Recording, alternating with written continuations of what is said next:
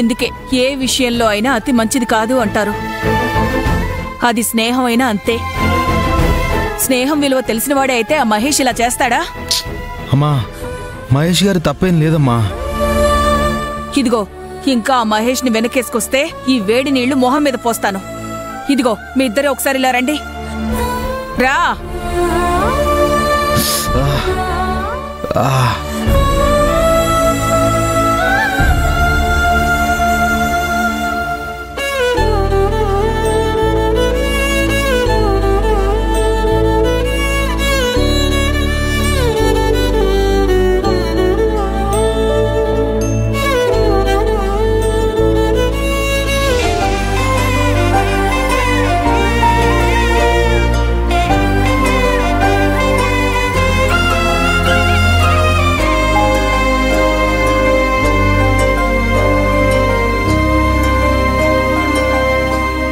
నా అన్న ఫోటోకి దండం పెట్టుకోండి.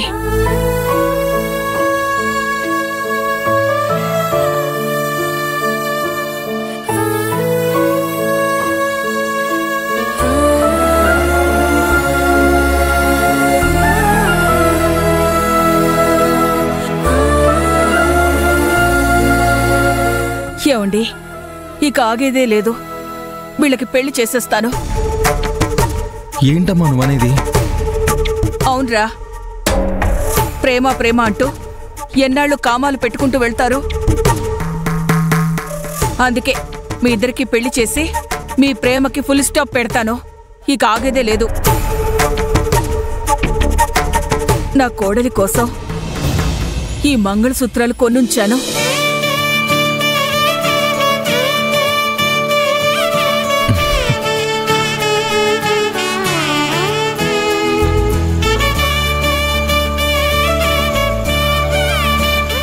అమ్మా ఆనంది, అమృతక్క పెళ్లి జరిగాక మీ అమ్మా నాన్నలతో మాట్లాడి మీ పెళ్లి కూడా చేసేస్తాను.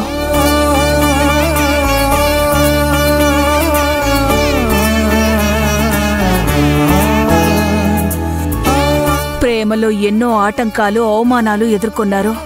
ఎలాంటి ఆటంకాలు రాకుండా మీ పెళ్లి జరగాలని దండం పెట్టుకోండి.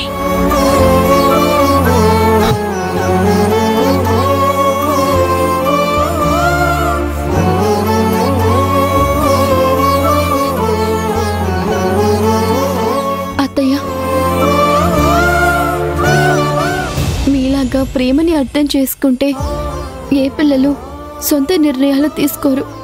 నీలాంటి కోడలు వస్తుంటే ఏ అత్తగారైనా ఆగుతుందా?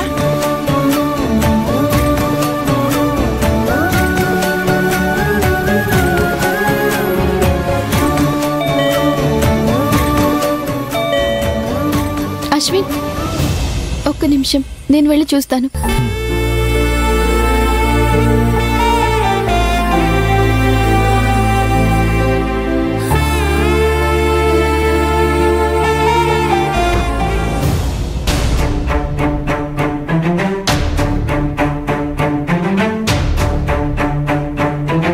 అశ్విన్, రాజశేఖర్ గారు వచ్చారు. సార్,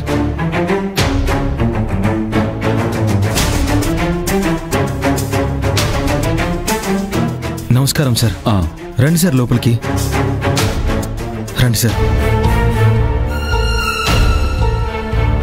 రండి సార్, కూర్చోండి. అమ్మా, అమ్మా, సార్కి కాఫీ తీసుకురామ్మా. ఇప్పుడేమొద్దమ్మా. అమ్మా, అమ్మా, మీ కోపంలో అర్థం ఉంది.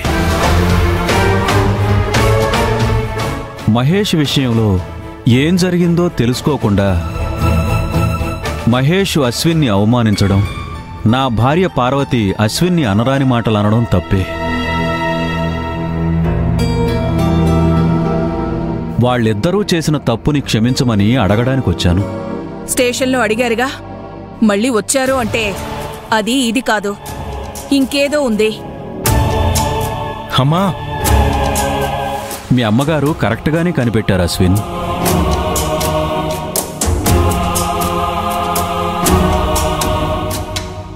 చూడండమ్మా, అశ్విన్ ఆనందిని ఎప్పట్లాగే కంపెనీకి పంపించండి.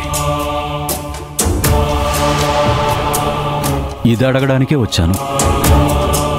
ఇంత జరిగాక వీళ్ళని ఇంకా మీ కంపెనీకి పంపిస్తారని ఎలా అనుకున్నారు? నా ప్రాణం పోయినా వీళ్ళని పంపించను. అమ్మా, సర్తో ఇలా మాట్లాడతావేంటి? ఇదేం బాగాలేదు. నీకేం తెలీదు, నువ్వు ఊరుకోరా.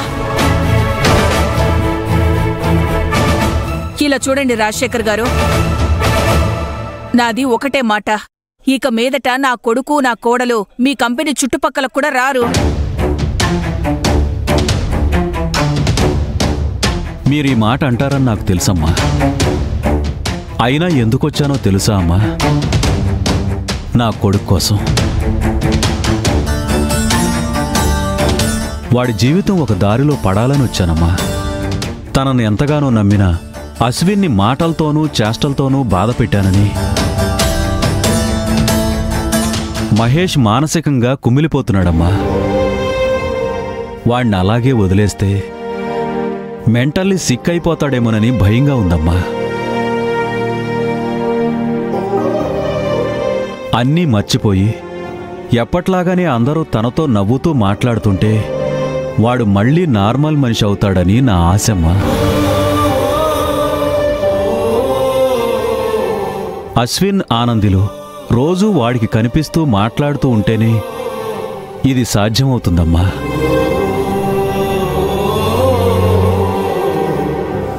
అలా అయితేనే వాడి ఫ్యూచర్ వైపు అడుగులు వేయగలడు. అలా కాకుండా కొత్త సమస్యలొస్తే? ఇలా సమస్యలతో పోరాటం చేసేంత ఓపిక, ధైర్యం మాకు లేవు. దయచేసి మా బ్రతుకుల్ని మమ్మల్ని బ్రతకనివ్వండి.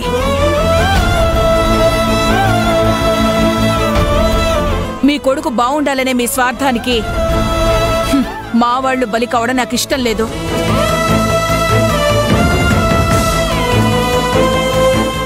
నాది స్వార్థం అన్నమాట నిజమమ్మా. కానీ నా స్వార్థం వెనుక ఎలాంటి దురుద్దేశం లేదు.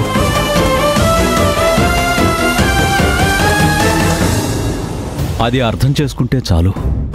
ఇక ఉంటానమ్మా. సార్